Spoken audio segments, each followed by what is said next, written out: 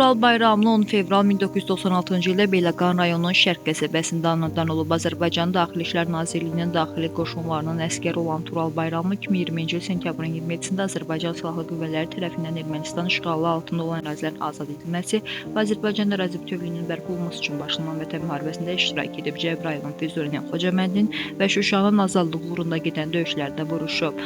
Tural Bayramlı 4 noyabr 2020-ci ildə Şuşa istiqamətində döyüş tapşırığının yerinə yetirilməsi zamanı şəhid olub. Azərbaycan ərazi bütövlüyünün təmin edilməsi uğrunda döyüş əməliyyatlarına qatılan və hərbi hissə qarşısında qoyulmuş tapşırıqların icrası zamanı vəzifə borcunu şərəflə yerinə yetirdiyi üçün Azərbaycan Prezidenti İlham Əliyevin sərəncamlarına əsasən Tural Bayramlı ölümündən sonra Vətən uğrunda və Şuşanın azad olunmasına görə medalları ilə təltif edilib.